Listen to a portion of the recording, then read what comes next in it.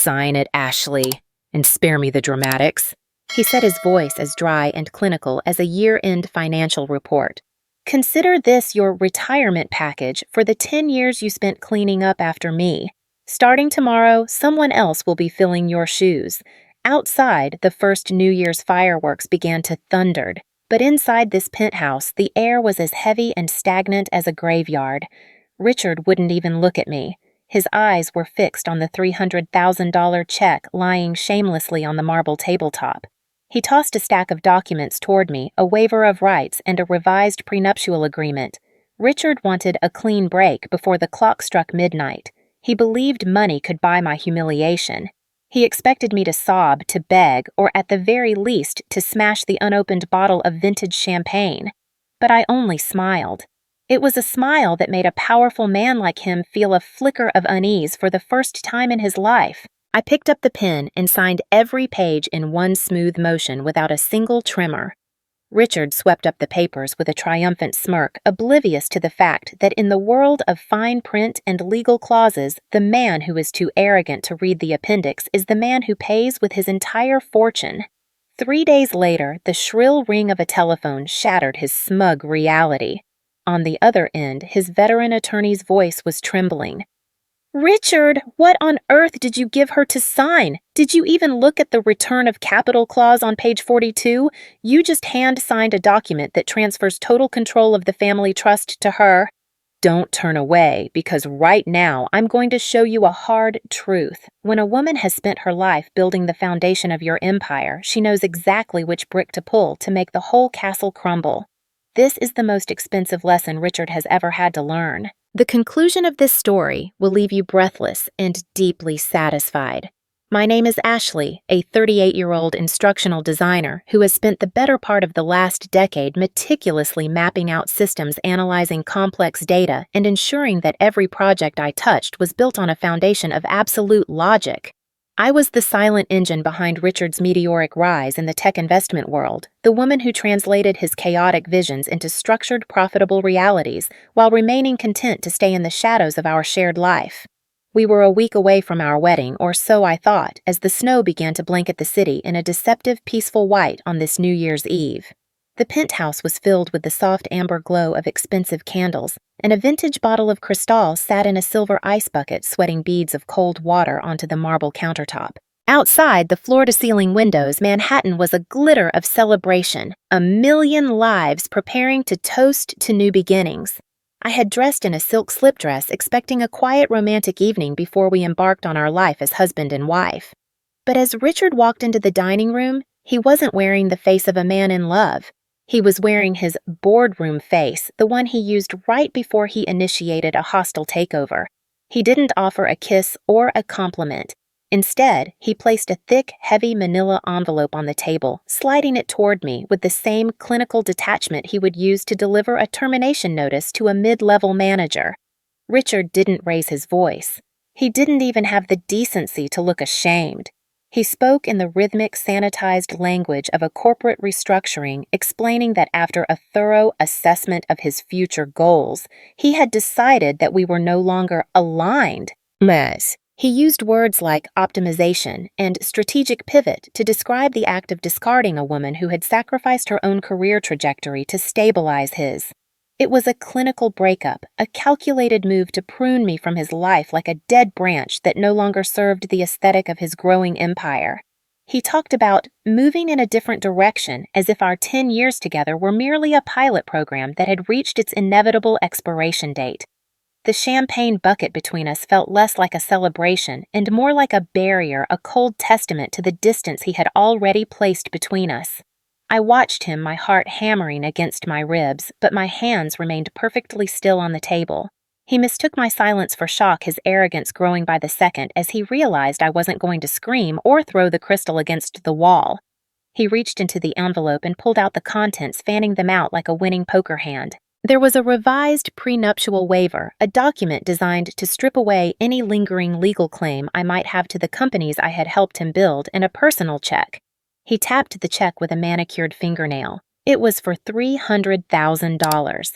To anyone else, it might have seemed like a fortune, but to us, it was a rounding error. Richard called it a clean exit bonus, a parting gift to ensure I could retire quietly without the stress of a protracted legal battle. He was offering me a tip for a decade of service, a condescending bribe to buy my silence and my disappearance from his glittering world. It was a deliberate, calculated slap in the face, delivered with a smile that suggested he was doing me a profound favor. He believed he knew me. He believed that as an instructional designer, I was merely a creature of habit who would see the logic in a graceful exit. He didn't realize that my profession required me to see the patterns everyone else missed to find the structural flaws in the most complex systems. As he leaned back, looking satisfied with his own magnanimity, I pulled the documents toward me.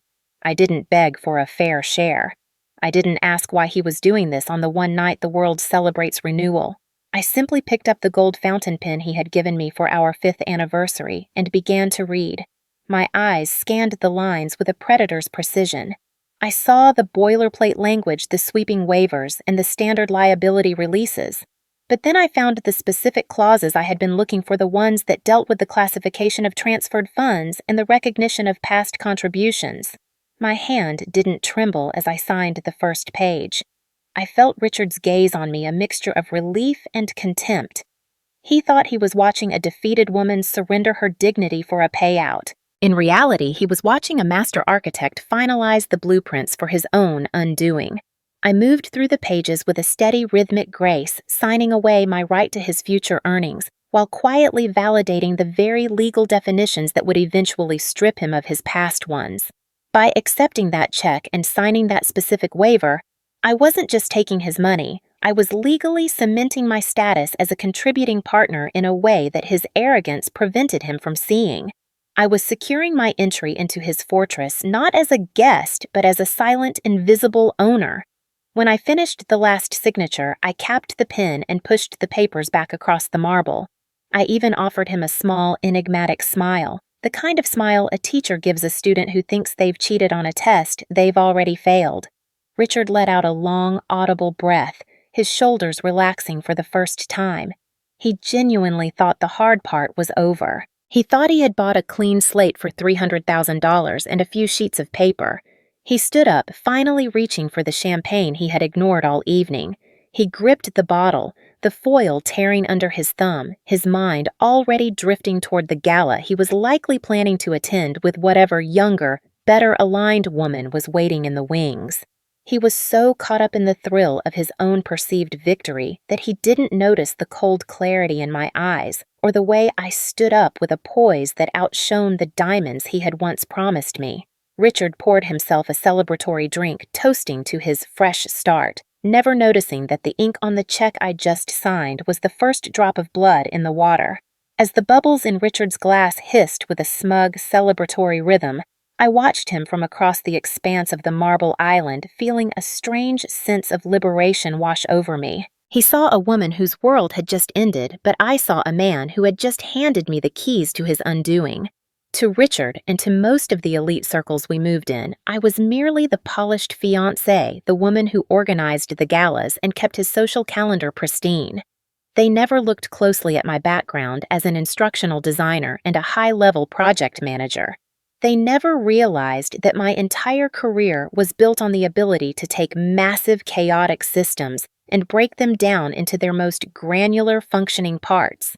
For 10 years, I had been the ghost architect of Richard's success, the one who meticulously organized his complex regulatory filings, sanitized his compliance audits, and ensured that every venture capital deal he closed was bulletproof. I was the silent engine room of his life, the woman who spent her nights reading the 500-page terms and conditions that men like Richard considered a nuisance. He thrived on the big picture, the grand ego of the visionary, while I lived in the architecture of the fine print. This is a quiet intelligence that many women of my generation share the invisible labor of keeping the world running, while men stand in the spotlight and take the credit. Richard had made the fatal mistake of believing that because I was quiet, I wasn't calculating. The $300,000 check sitting on the table was the first piece of the puzzle I had been waiting for him to drop. As I picked it up, feeling the crisp weight of the paper, I noted the memo line. Richard was a man of grand gestures but sloppy execution, and he relied heavily on a team of overworked accountants who had grown accustomed to his standard way of moving money. Because he wanted this to be a clean exit that wouldn't raise eyebrows with his board of directors, he had instructed his team to code the payment in a way that wouldn't look like a personal settlement or a messy alimony prevention bribe. I saw the tiny typed string of characters in the corner of the bank's internal coding block, return of capital contribution. My heart skipped a beat, but my face remained a mask of calm. By using that specific accounting code, Richard had inadvertently committed a monumental legal blunder. In the eyes of the law, a return of capital is not a gift or a severance. It is an acknowledgement that the recipient provided the initial funds or equity used to build the asset. By signing and depositing this check, I wasn't just taking his charity. I was holding a signed notarized admission that I was a financial partner in his private holdings, not just a live-in girlfriend. He had handed me a Trojan horse wrapped in a bribe, effectively admitting in writing that my decade of cleaning up after him was actually a direct investment into his empire. But the trap went much deeper than a single check. My mind raced back to 6 months ago during a routine document cleanup I had performed for his latest venture, a multi-million-dollar merger that was supposed to be his crowning achievement in the new year. Richard hated administrative work. He found it beneath his pay grade and trusted me implicitly to handle the archival and version control of his legal templates. During that time, I had quietly inserted a specific obscure addendum into the Master Compliance Framework, a deferred recognition clause. It was written in the kind of dry, dense legalese that acts as a sedative for anyone who doesn't have a passion for contract law. This clause stipulated that any individual who had provided sustained, uncompensated administrative and operational support that directly impacted the valuation or regulatory standing of the firm was entitled to a formal, merit-based disclosure upon the termination of their involvement. At the time, Richard had simply signed the master file without a second thought, blinded by his own sense of invincibility. Now, by forcing me out on New Year's Eve and terminating our relationship, he had inadvertently triggered a mandatory forced disclosure requirement. This was the ticking time bomb buried in his golden merger. According to the clause he had ignored, the firm was now legally obligated to disclose my specific contributions to his investors and the Board of Compliance before the merger could be finalized. If he failed to disclose my role as a contributing partner, he would be committing securities fraud. If he did disclose it, the valuation of his entire company would be called into question, as the board realized a non-employee had been managing their most sensitive data for a decade.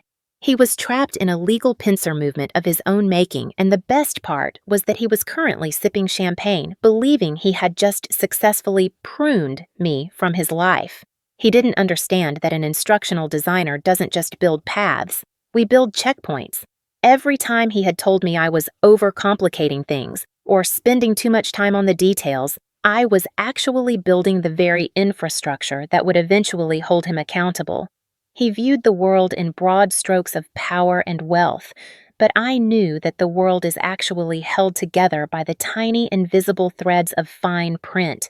Richard always told me I spent too much time on the details. He's about to find out that the devil isn't just in the details, I am. As the champagne continued to bubble in Richard's glass, he began to pace the length of the living room, his chest puffed out with the unearned confidence of a man who believed he was shielded by an ancient, impenetrable fortress. To Richard, that fortress was the Stratton family trust. Throughout our relationship, he had used the trust like a spectral weapon, frequently boasting about its multi-generational wealth, as if it were a divine right that made him untouchable.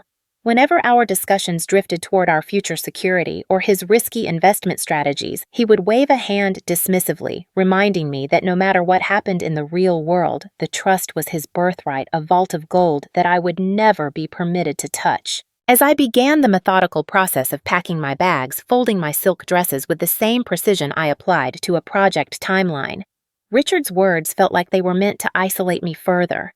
He wanted me to feel like a commoner being evicted from a kingdom, a woman who would leave this estate with nothing but a check and a bruise to her ego while he remained cocooned in the safety of his family's legacy. He believed the trust was an obstacle that would eventually erase my existence from his history, a legal wall that I could never scale.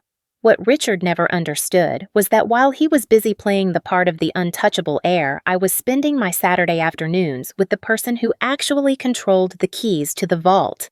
Eleanor Stratton Richard's mother was a woman whose elegance was matched only by her terrifyingly sharp intellect. For years, Richard had viewed our afternoon teas as a quaint feminine tradition, a way for his simple fiancé to learn the social graces of the Stratton name. He was too arrogant to realize that Eleanor was a master of the very systems he took for granted. Through dozens of hours spent in her sun-drenched garden, Eleanor had been quietly observing the way her son treated me. She saw the way he dismissed my professional insights and the way he took credit for the structural integrity I brought to his life. Disappointed by her son's growing lack of ethics and his hollow arrogance, Eleanor had moved from being a mother-in-law-to-be to becoming my secret mentor. She began to teach me the trust's bylaws not as a social lesson, but as a strategic briefing. It was Eleanor who first pointed out the obscure moral obligation clause buried deep in the trust's founding articles. This specific provision allowed the primary trustee Eleanor herself to freeze all disbursements and assets if the heir's personal conduct was deemed a risk to the family's reputation or its moral and financial standing. Richard thought the trust was his shield. Eleanor had spent years teaching me how to turn it into his cage. The true weight of our alliance came to a head on the very morning of this fateful New Year's Eve, just hours before Richard delivered his severance package. I had visited Eleanor one last time, ostensibly to discuss wedding flowers, but the atmosphere in her study was far more serious. She knew Richard was planning to end things. She had smelled the betrayal on him weeks ago. Instead of offering me hollow sympathy or tea, Eleanor reached into a locked drawer and pulled out a leather-bound book. It was the private ledger of the Stratton Family Trust, the one that contained the real-world accounting of every asset, every debt, and every shadow holding Richard had tried to hide from the board. As we sat in the heavy silence of that room, she pushed the ledger across the desk toward me. There was no need for a long explanation. We shared a silent, profound understanding. This wasn't just about a jilted lover seeking a payday. It was about a matriarch making a cold, calculated decision for the survival of her family's legacy. Eleanor was choosing a worthy successor, a woman with the brain and the backbone to manage a fortune over her own unworthy, reckless heir. She knew that if Richard were left to his own devices, he would burn through the Stratton name in 5 years. By handing me that ledger, she was providing me with the final piece of the legal puzzle I needed to link his personal assets to the return of capital check I would sign just hours later. As I finished packing my final suitcase and stood by the door of the penthouse, Richard didn't even look up from his phone. He was probably already texting his next investment, oblivious to the fact that the very ground he stood on had been sold out from under him by the woman who gave him life. He thought he was watching me leave his world, but he was actually watching me step into a position of power he couldn't even fathom. The Stratton Family Trust, the very thing he believed would protect him from the consequences of his actions, was no longer his safety net. Thanks to Eleanor's guidance and the ledger tucked securely into my bag, the trust was now my primary weapon. I felt a surge of cold, quiet power as I realized that Richard had spent his life thinking he was the king of the castle, never realizing that the queen had already decided to hand the crown to someone else. He had spent 10 years treating me like a temporary tenant in his life, never suspecting that I had become the landlord. As I walked out the door, Eleanor's parting words echoed in my mind. A man who doesn't respect the foundation doesn't deserve the roof over his head. This wasn't just a breakup, it was a coup. The silence of my new apartment was a stark, cleansing contrast to the high-tension atmosphere of the Stratton estate, a sanctuary where I spent the first 72 hours of the year recalibrating my life. I was sipping a cup of dark roast coffee on the third morning when my phone vibrated against the reclaimed wood of the breakfast bar. The caller ID displayed the name of Marcus Thorne Richards' lead counsel, a man whose voice was usually a polished instrument of condescension and corporate intimidation. But as I swiped the screen and brought the phone to my ear, the bravado I had grown so accustomed to was conspicuously absent. Instead, there was a jagged, frantic edge to his tone that signaled a tectonic shift in the landscape of Richard's billion-dollar merger. Marcus didn't bother with the usual pleasantries or legal posturing. He sounded like a man who had just looked into a deep abyss and realized he was falling. The merger, the crowning achievement that Richard had prioritized over our decade-long partnership, had hit a catastrophic compliance snag at the 11th hour. Because I had signed the documents Richard provided, specifically the return of capital papers, the SEC's automated filing systems had flagged me as a beneficial owner and a major stakeholder. My signature on that check, coded by Richard's own team, had effectively inserted me into the very DNA of his corporate structure. Richard's attempt at a clean break had instead created a massive swirling legal black hole that threatened to swallow his entire career before the first week of January was through. The genius of the trap Richard had set for himself was now manifesting as a lethal disclosure risk that his legal team was powerless to bypass. To finalize the merger and secure the influx of capital he so desperately needed, Richard was now legally compelled to provide a full public disclosure of every major party involved in his private holdings. This presented him with an impossible binary choice that left no room for his usual maneuvering. If he admitted to the board and the SEC that I was indeed a partner entitled to a return of capital, he would be forced to acknowledge my 10 years of sweat equity, which would entitle me to nearly half of his personal fortune, under the very clauses Eleanor had helped me navigate. However, if he attempted to bury the truth and claim the coding was a mere clerical error, he would be stepping directly into the crosshairs of federal securities fraud. For a man who lived and died by his reputation in the financial markets, either choice was a form of professional suicide. The most satisfying part of this unfolding disaster was that I hadn't filed a single lawsuit or made a single threat. I had simply stepped out of the way and allowed Richard's own greed and arrogance to drive him into a corner. He had treated me like a liability he could pay to disappear, never realizing that by doing so he had transformed me into a variable he could no longer control. Later that afternoon, Marcus Thorne attempted to regain some semblance of his usual authority during a follow-up conference call, his voice booming with a hollow, forced confidence. He began by trying to intimidate me, suggesting that the misunderstanding of the documents could be viewed as an attempt at extortion if I didn't cooperate. He offered me a correction agreement, a document that would effectively nullify the previous signatures and reclassify the $300,000 as a simple gift. I sat in my quiet kitchen listening to his threats with a zen-like calm that seemed to unnerve him more than any outburst would have. When he finally paused for a response, I spoke softly, my voice devoid of malice or anger. I didn't argue the facts or plead my case. Instead, I began to reference specific sections of the Dodd-Frank Act and the revised SEC disclosure requirements for private-to-public transitions. I pointed out that his correction would be a clear violation of anti-money laundering statutes, given that the funds had already been moved across state lines under a specific capital classification. I told him quite simply that I wasn't interested in a correction because I was merely abiding by the documents Richard himself provided. My refusal to haggle or bargain left the entire legal team in a state of paralysis. They were prepared for a fight for a woman who wanted more money or a public apology, but they were completely unarmed against a woman who simply stood on the truth of the paperwork they had drafted. As Marcus realized that his usual tactics were falling on deaf ears, I could hear Richard's muffled, enraged shouting in the background of the call.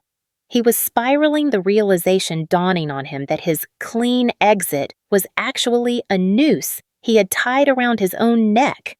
The high-stakes game of corporate chess he thought he had won on New Year's Eve was now revealing its true board, and he was losing his queen, his castle, and his crown. The legal team, usually so adept at making problems vanish, was now staring at a reality that was too solid to be ignored and too complex to be bribed away. They had spent years helping Richard treat people like disposable assets, and now they were facing the one asset that refused to be liquidated. The lawyer asked what it would take to make this problem go away. I told him I wasn't a problem to be solved. I was the reality he had spent 10 years trying to ignore. While the legal machinery Richard once wielded as a weapon began to jam and smoke, he attempted to do what he always did when his ego was bruised. He staged a grand public performance of his own success. Only 2 weeks after our clinical New Year's Eve breakup, Richard made his grand entrance at the annual Winter Conservatory Gala, a high-stakes charity event where the city's power brokers gathered to size each other up. This time, however, the woman on his arm was not me. He arrived flaunting Tiffany, a 25-year-old former pageant contestant, whose primary qualification for the role seemed to be her ability to look radiant in a backless gown and her total lack of a professional history that might challenge his own. Richard beamed with the pride of a man who believed he had traded in a reliable but aging sedan for a high-performance sports car, convinced that his upgrade would signal to the world that he was more powerful than ever. But as the night wore on, the glittering facade began to crack. Tiffany was hopelessly out of her depth in a room where the currency wasn't beauty, but the kind of silent management and nuanced social navigation I had mastered over a decade. She didn't know which board members were currently at odds over the new transit initiative, nor did she understand the delicate industry shorthand that the investors used to gauge the stability of Richard's impending merger. Without me there to whisper the necessary context into his ear or to smooth over his natural abrasiveness with a well-placed anecdote, Richard looked exposed. The investors, who had once felt a sense of comfort and continuity because of my presence, began to exchange wary glances. They didn't see a visionary who had found a new muse. They saw a man who had replaced his strategic foundation with a decorative ornament, and they began to smell blood in the water. The true collapse, however, didn't come from a hostile takeover or a stock market dip. It came from Tiffany's sincere but catastrophic attempt to be helpful. During a high-level dinner in the VIP lounge, surrounded by the city's most influential financial figures, Tiffany found herself seated next to the wife of a senior board member of the very firm Richard was trying to merge with. Wanting to prove she was in the inner circle and to defend Richard against the whispered rumors of a messy breakup, she leaned in with a conspiratorial smile. She mentioned with a touch of misguided pride how generous Richard had been to me, specifically citing the $300,000 private gift he had wired to my account on New Year's Eve to ensure I was well taken care of. She thought she was painting him as a chivalrous gentleman. In reality, she was handing a loaded gun to his enemies. In that room, such a payment wasn't seen as a gesture of kindness. It was seen as a confirmation of the undisclosed payment rumors that had been swirling since the compliance snag hit the SEC. Tiffany wasn't a villain in this story. She was merely the instrument of Richard's undoing the living proof that he had prioritized easy to control over highly capable. By choosing a partner who didn't understand the weight of a secret or the lethal implications of the word gift in a corporate disclosure period, Richard had effectively invited a wrecking ball into his own boardroom. I watched the fallout of that evening from the quiet comfort of my office, receiving the play-by-play through a series of frantic, "Can you believe this?" texts from former associates who were still loyal to me. As I read about Richard's frantic attempts to silence the table and the cold, sudden departure of the board members, I didn't feel a single spark of jealousy. Instead, I felt a profound, bone-deep sense of self-worth that I hadn't realized I was missing. For years, I had internalized the lie that I was lucky to be part of Richard's world, that my value was tied to my ability to support his greatness. But seeing him struggle to maintain even the simplest social facade without my invisible hand behind him was the ultimate emotional vindication. I realized then that I hadn't lost a husband or a future. I had lost a job where I was perpetually overworked, chronically undervalued, and expected to perform miracles while being treated like a domestic assistant. The burden I had been carrying for 10 years, the weight of his reputation, his ego, and his sloppy administrative habits had finally been lifted from my shoulders. Watching his empire begin to wobble because he couldn't navigate a single gala without a professional-grade partner was a revelation. It was the moment I finally felt free from the obligation of protecting a man who didn't even appreciate the effort it took to keep him standing. Richard had spent a decade believing that he was the sun, and I was merely a planet reflecting his light, a secondary character in the epic of his life. He thought that by discarding me, he was simply changing a cast member, never suspecting that I was the one who had been writing the script, directing the scenes, and managing the budget all along. He had traded expertise for aesthetics, and now he was discovering that aesthetics don't negotiate mergers, they don't manage compliance risks, and they certainly don't know how to keep a secret in a room full of sharks. As I closed my laptop and prepared for a peaceful night's sleep, I felt a wave of calm wash over me. I was no longer the woman behind the man.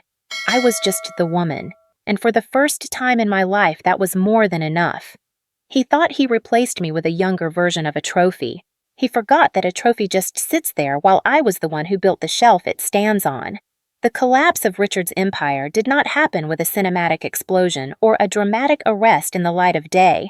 It happened with the cold, quiet finality of a closing door. By February, the merger that was supposed to cement his legacy had disintegrated under the unbearable weight of the compliance failures I had left in my wake. The SEC's scrutiny, triggered by that first return of capital check, had peeled back the layers of his sloppy accounting, revealing a house of cards that even his most expensive lawyers couldn't stabilize. But the killing blow came from within his own bloodline.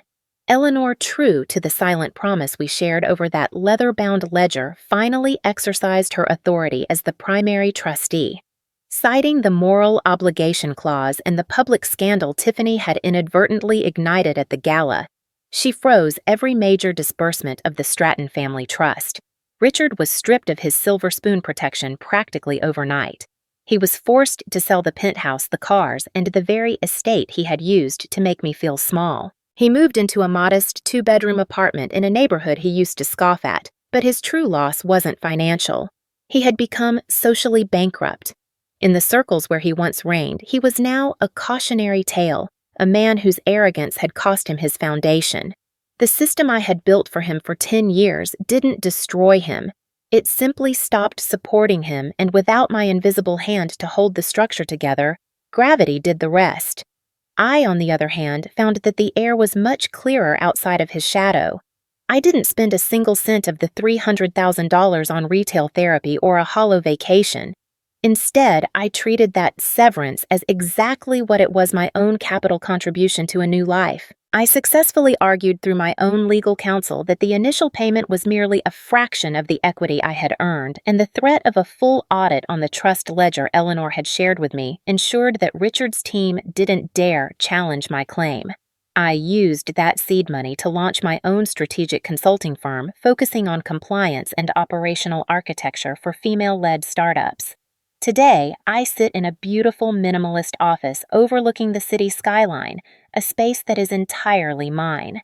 There are no heavy mahogany tables or amber-scented candles designed to impress guests.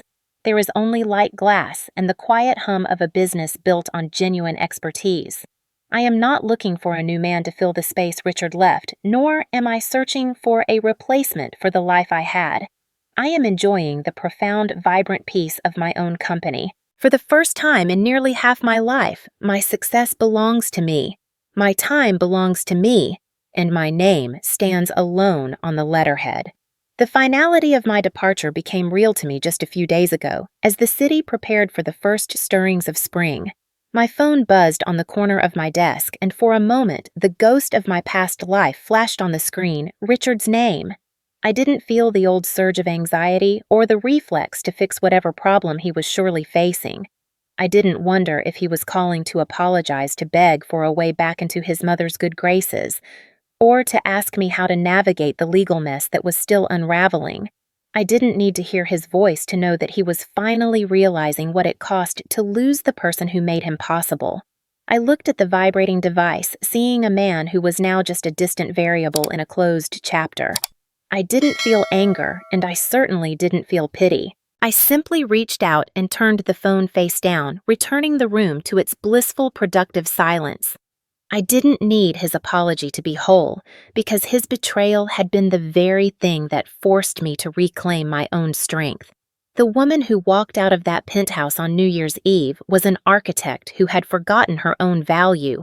But the woman sitting in this office today is a sovereign entity. I realized that my patience, my attention to detail, and my willingness to stay in the shadows were never weaknesses. They were the very skills that allowed me to survive him and then surpass him. As I step into this new year, I feel vibrant and respected, not as a supporting character, but as the lead of my own story. Richard thought he was discarding a liability, but he was actually releasing a force of nature. He paid $300,000 to make me disappear. It was the best investment he ever made because it finally allowed me to find the woman he spent a decade trying to hide. The journey from being a silent architect in the shadows of someone else's ego to standing in the brilliant light of one's own success is a transformation that many of us recognize, but few dare to execute with such precision. This story is a testament to the fact that your value is never determined by how someone else treats you, but by the undeniable strength of your own expertise and the dignity with which you walk away from what no longer serves you. If this story of resilience and strategic triumph moved you, please consider subscribing to our channel so you never miss another empowering narrative of justice and self-discovery. We are incredibly curious to hear your thoughts on Ashley's journey. Do you believe Richard got exactly what he deserved, or do you think Eleanor was the true hero for choosing her own integrity over her son's greed? Perhaps you have faced a moment in your own life where you realized you were the one holding the foundation together while someone else took the credit. Share your experiences and opinions in the comments below to join our community of strong, insightful women. Your voice adds a vital layer to these stories, and we look forward to reading every one of your perspectives as we continue to celebrate the power of walking away.